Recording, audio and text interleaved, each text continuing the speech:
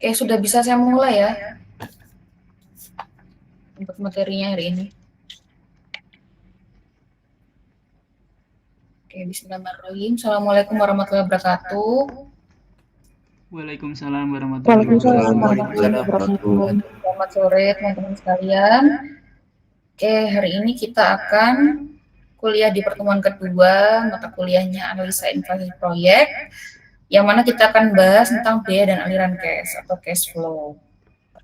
Oke, ini mungkin bisa mulai dicatat ya teman-teman ya, karena ini mungkin agak sedikit membingungkan dan sedikit berat juga, tapi saya berharap teman-teman bisa belajar banyak gitu dari materi hari ini. Jadi dari materi sebelumnya ini saya cuma merangkum sedikit tentang konsep biaya dalam ekonomi teknik, yaitu ada biaya tetap dan variabel, yang mana harga jual itu terdiri dari beberapa banyak komponen, antara lain ada bahan langsung, tenaga kerja langsung, bahan tak langsung, tenaga kerja tak langsung, dan lain sebagainya. Lalu ada umum, administrasi, penjualan, dan keuntungan. Nah, itu merupakan harga jual dari nilai proyek, seperti itu. Oke. Oke, jadi untuk merefresh dari pertemuan sebelumnya, ini saya ada studi kasus. PT Properti Jaya Abadi adalah perusahaan pengembang yang berencana membangun sebuah kawasan perumahan baru bernama Gria Asri Sejahtera.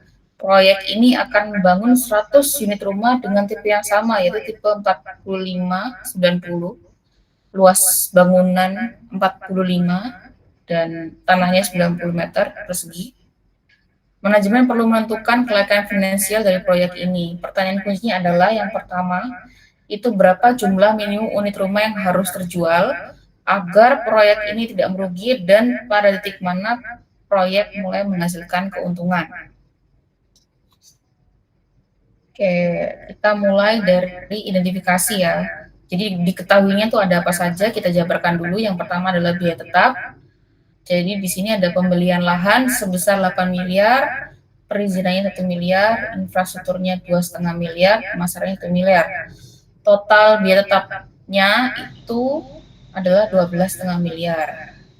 Nah, biaya variabelnya itu ada konstruksi sebesar 180 juta per unit. Untuk pajak dan lain sebagainya itu ada 20 juta per unit.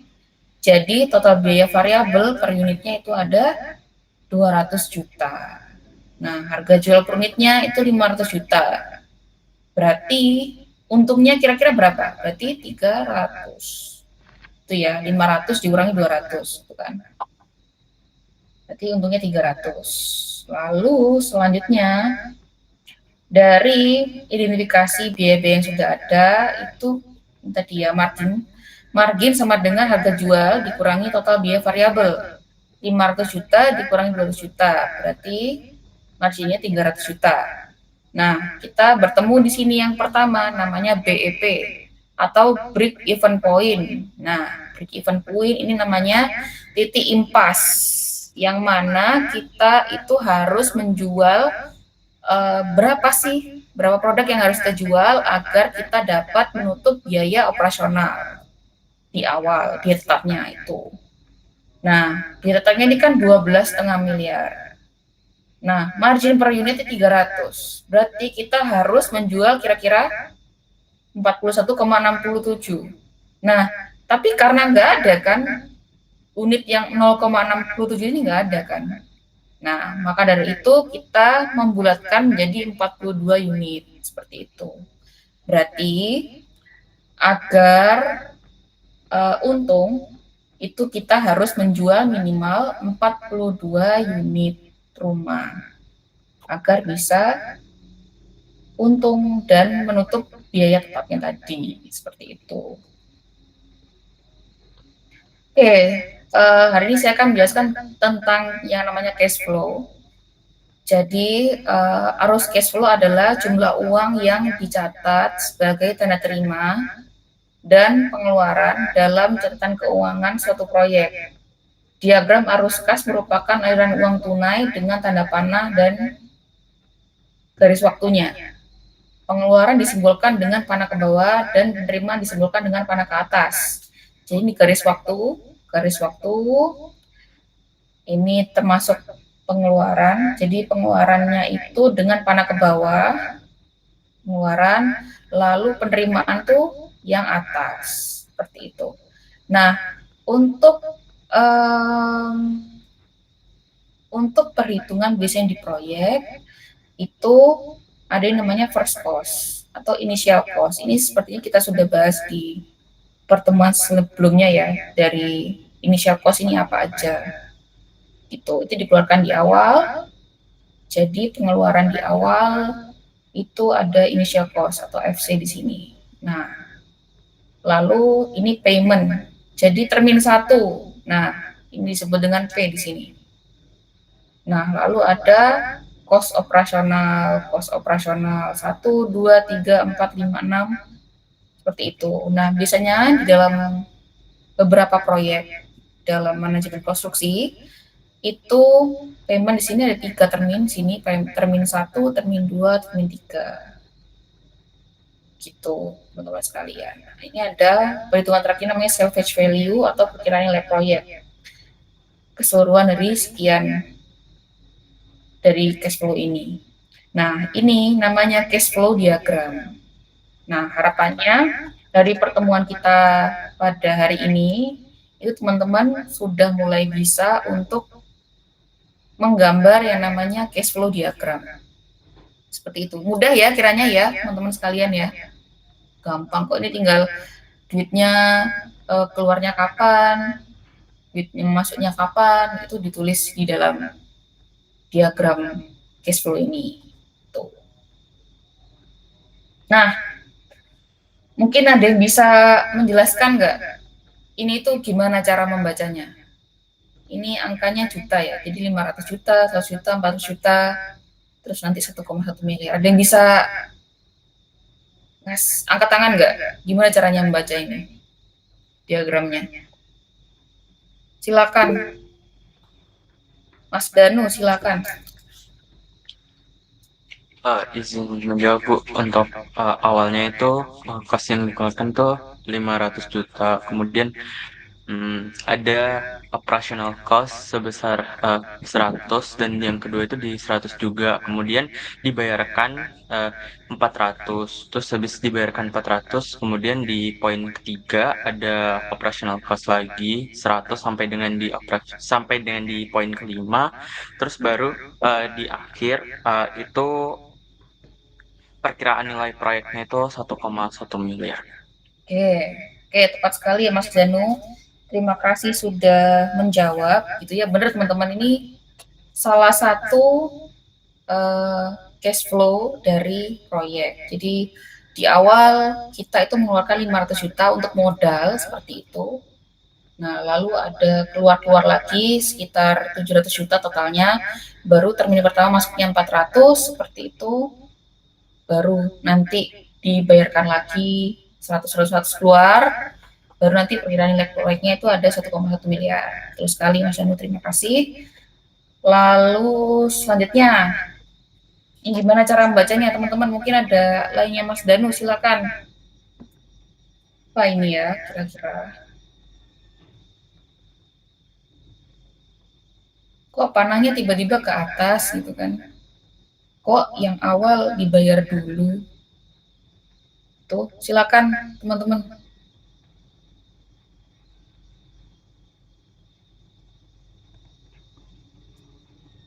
Ya ada.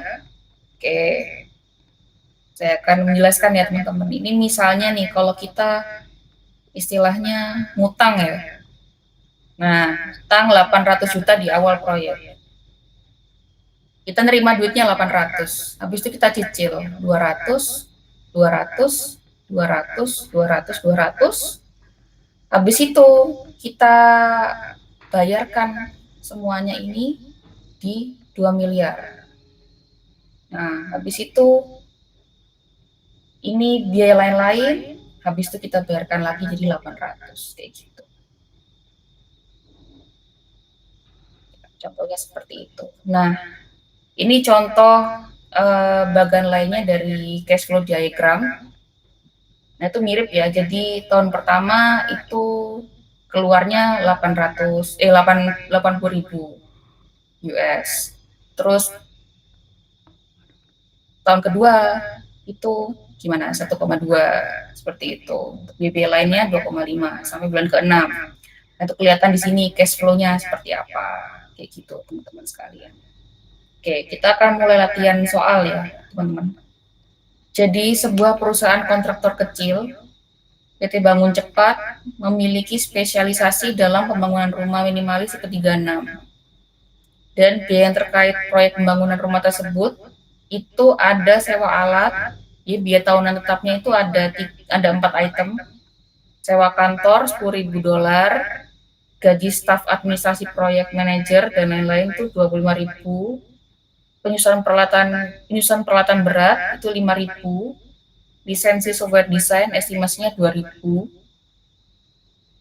variabel per unit rumah itu apa aja, itu ada 1, 2, 3, 4, ada 4 item juga, 15.000 per unit, 10.000 per unit, 5.000 per unit, lalu ada 2.000 per unit. Nah, asumsikan bahwa PT Bangun Cepat berencana untuk membangun beberapa unit rumah minimalis tipe 36 dalam 1 tahun. Nah, pertanyaannya itu hitung total biaya tetap per tahun, lalu yang kedua hitung biaya variabel per unit. Nah, lalu jika PT Bangun Cepat berencana membangun 5 unit rumah dalam setahun, maka hitung total biaya variabel untuk 5 unit. Lalu yang kedua, hitung total biaya untuk 5 unit. Yang ketiga, hitung biaya rata-rata per unit untuk 5 unit. Jadi silakan teman-teman. Ketahuinya apa? Itu tadi ada bocorannya. Silakan dikerjakan dulu mungkin. Nanti kita akan bahas ya ke depannya. Saya kasih waktu 5 menit ya untuk ngerjakan. Kiranya nggak lama. Silakan ditulis dulu.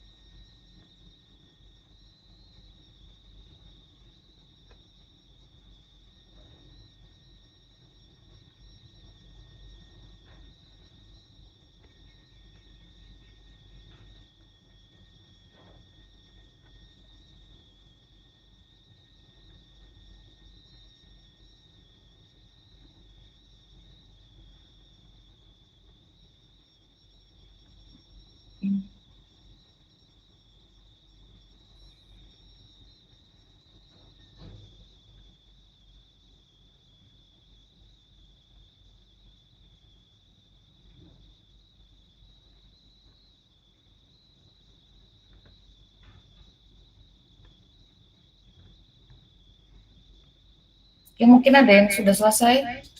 Atau kita langsung bahas aja. Mas Rozak, silakan. Izin menjawab, Bu.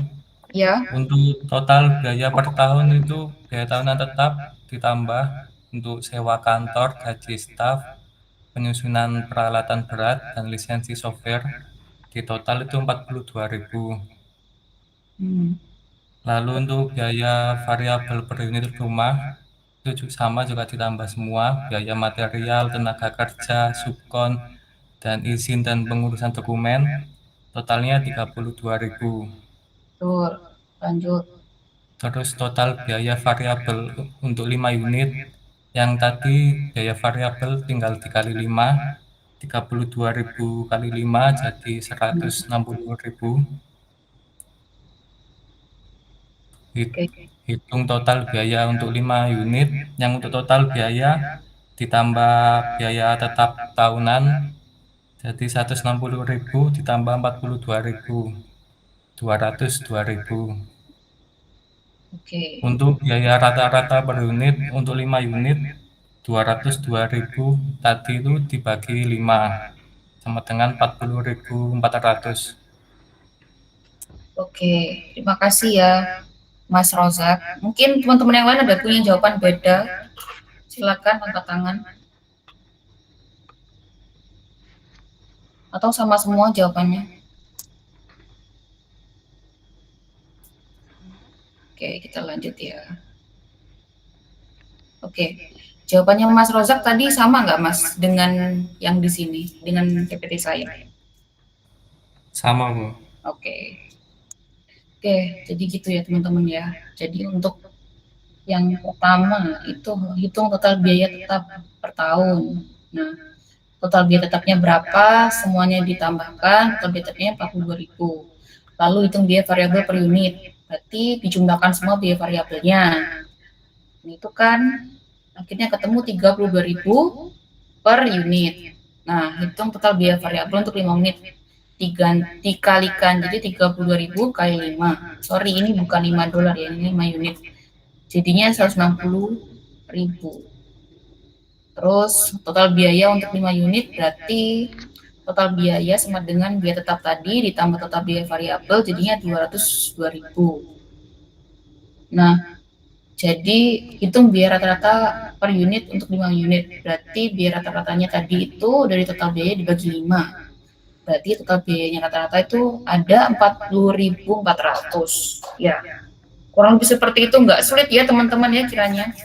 Nggak sulit. Nah, ini ada soal lagi nih. Menggambar diagram cash flow diagram. Nah, silakan dikerjakan teman-teman. Nanti mungkin ada yang mau gambarin langsung. Nggak tahu di sini bisa nggak ya kalau whiteboard? Oh nggak bisa sayangnya. Apa nanti kita pakai cara lain ya. Silakan dikerjakan teman-teman sekalian.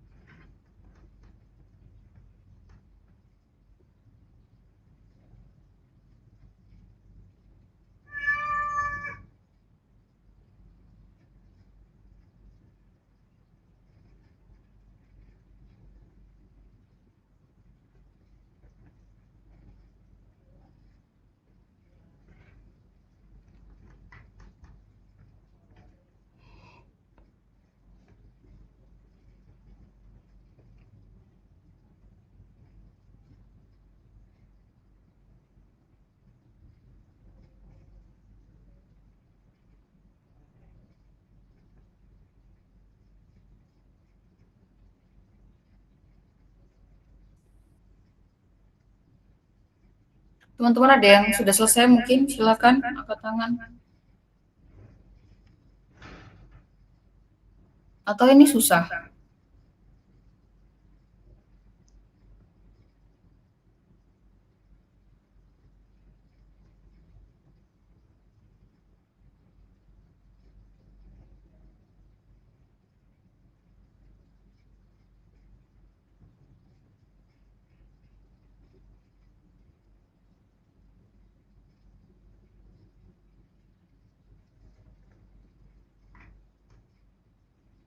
Ini mirip dengan CFD yang terakhir saya tunjukkan itu. Jadi di akhir itu kita harus bayar bunga cicilan itu. Cicilan 3.500 selama 3 tahun. Nah, ini lumayan ini. Lumayan susah kayaknya. Tapi saya kasih yang susah biar teman-teman tahu. Jadi bisa belajar bersama. Gitu. Ada yang sudah selesai atau bingung? Nanti saya jelaskan kalau misalnya nggak ada yang angkat tangan. Silakan.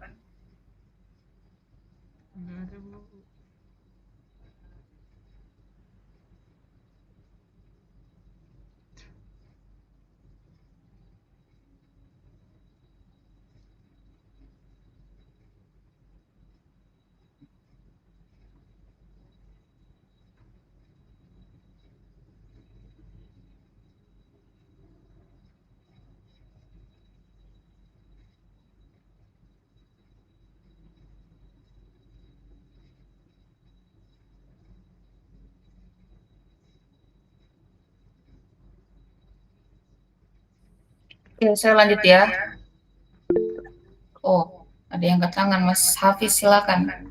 Mau nanya Bu tapi Oh iya, silakan. izin bertanya Bu. Ini berarti uang operasional yang dibayarkan itu dijumlahin sama ini ya Bu, sama cicilannya per tahun atau dipisah? Gimana Mas tadi Mas? Sorry.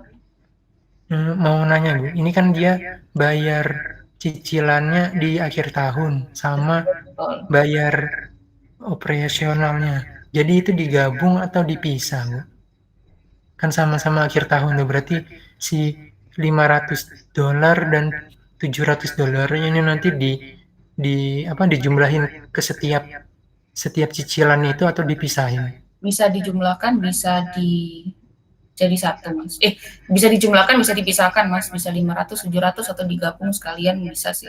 Oh, berarti nggak ngaruh ya Bu, yang penting arahnya sama gitu ya? Oh iya kayak gitu. Oh iya Bu, terima kasih. Iya. Sudah selesai mungkin Mas Hafiz. Bisa presentasi loh. Kalau di sini bisa pakai itu nggak ya? Apa papan tulis gitu nggak ya? Kalau mahasiswa. Kayaknya susah ya. Atau cuma saya aja yang bisa ngatur papan tulisnya.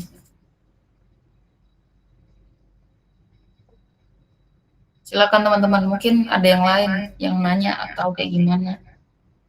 Atau saya lanjut aja ya. Untuk gambar cash flow diagramnya, mungkin ini soalnya juga agak lumayan juga gitu. Ini kalau ini ya gitu. Jadi pada awal bulan Januari PT Pondasi Kuat memutuskan untuk membeli mesin bor tanah portable harganya $12.000. Perusahaan sepakat untuk membayar DP sebesar 3.000 dengan cicilan 3.500 setiap akhir tahun selama 3 tahun selanjutnya. Jumlah ini sudah termasuk pokok dan bunga.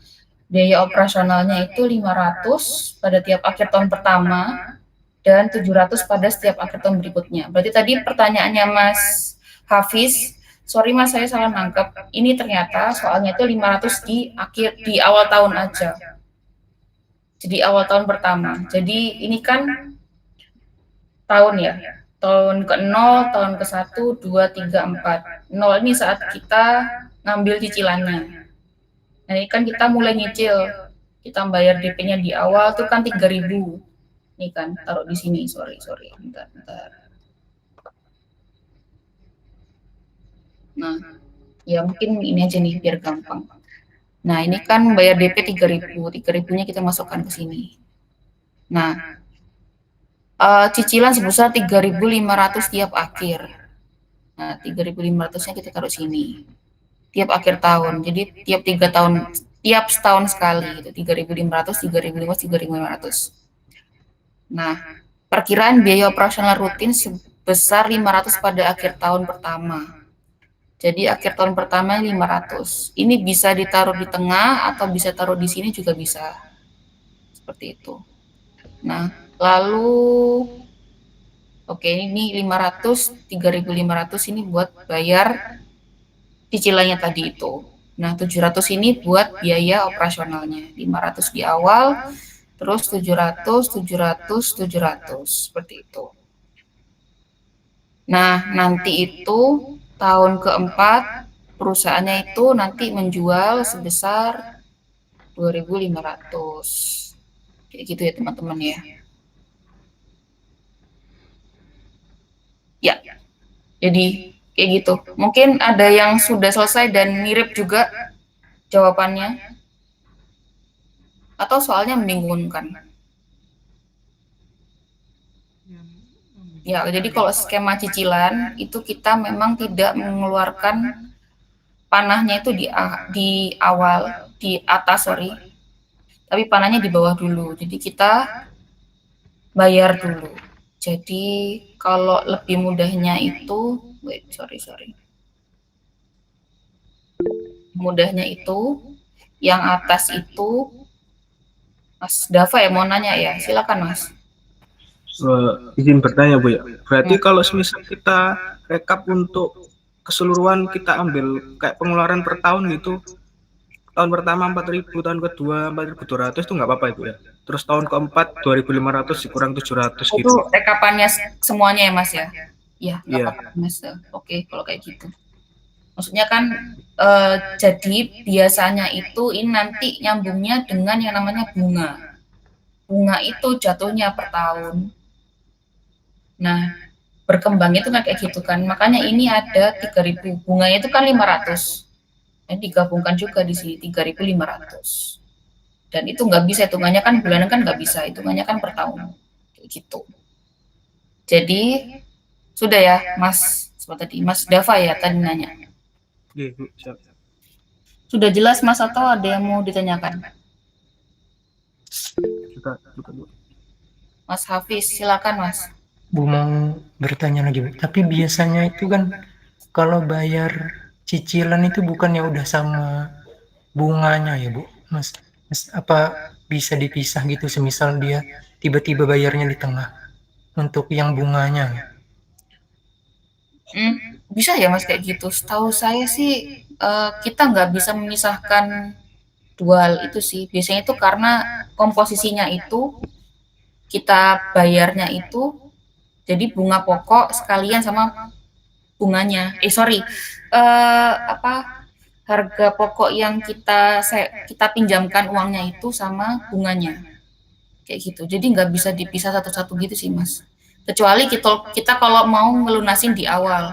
Kalau kita ngelunasin di awal, kita nggak usah, biasanya itu ada kesepakatan kita nggak usah bayar bunga. Gitu. Jadi cuma bayar pokok aja. Kayak gitu.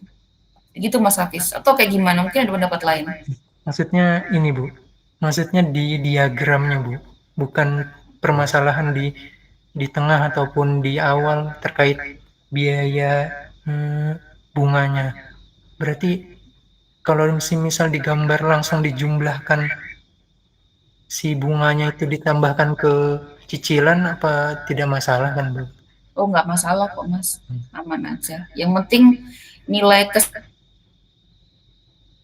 dalam setahun itu dituliskan di CFD yang keluar pertama ini Mas, yang satu ini ya, kayak gitu. Ya yang satu ini. Ini oret-oretan saya kelihatan kah atau nggak kelihatan? Kelihatan Bu, Ya kelihatan. hilang Bu tapi. Oh iya, saya itu kan memang ini tahun. Nah kalau yang atas itu kita nerima duit. Sorry. Kalau ke bawah itu berarti kita bayar. Mudahnya seperti ini. kita bayar. Nah, kalau di atas berarti kita nerima duit, terima.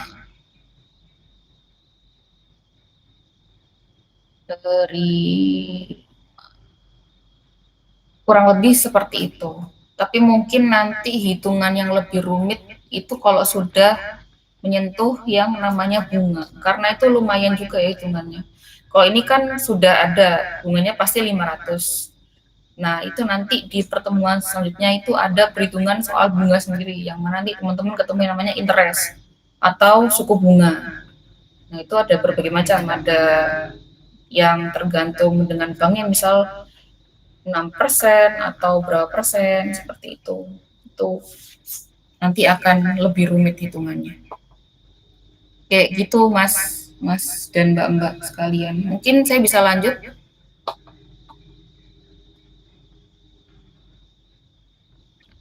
Bisa, Bisa, Bu. Bu. Oke.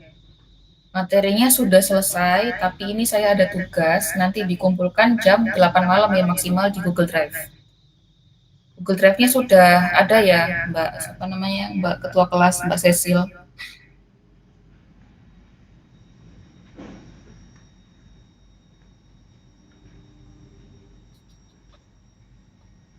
Mohon maaf Bu, karena Cecilia sudah drop, jadi saya sama Blenda yang Jadi gimana PJ kelasnya? Mbak saya sama Blenda Bu sekarang yang jadi PJ-nya. Mbak siapa namanya? Sorry. Kamila Bu. Mbak Kamila sama Ya. Mbak Blenda. Iya tah? Dua ya? Ya Bu. Blenda tuh NRP-nya NIM-nya berapa ya? Kok belum ada di sini? Fania Blenda Ibu. Oh, astagfirullah. Oh, maaf Mbak, nama depannya Fania. Oke, berarti PC-nya ada dua, ada Mbak Kamila sama Mbak Blenda gitu ya. Oh iya, saya tuh mau tanya, ada beberapa mahasiswa yang belum masuk KRS ya?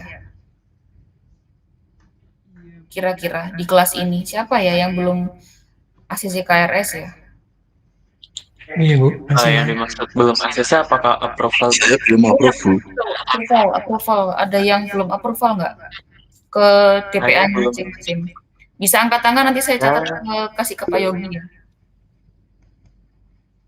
Oke, sebentar. Sebenarnya sudah di-approve, cuma di-unapprove lagi karena ada gejolak yang ada di sipil ya Bu ya. Jadinya matkulnya kan kemarin baru diinformasikan. Matkulnya kan kemarin baru diinformasikan wajib, yang wajib dan non wajibnya itu. Oh iya. Ini DPA-nya siapa aja Mas? Satu orang atau Pak Yogi aja atau ada Bu Nana nih? Saya Bu Dana, Bu. Ada Kemarin yang di buat dia. unapprove. Oh, bentar, saya tetap dulu ya, bentar ya. Ini yang belum di-approve. Bentar, saya tetap dulu. Soalnya kita takutnya kalau nanti di-approve, terus ada gejolak lagi, jadi unapprove lagi gitu loh. Jadi menunggu ketidakpastian global ini. Ya maaf ya, ini emang sering, sorry saya kan dosen baru ya, ini emang sering seperti ini kah di setiap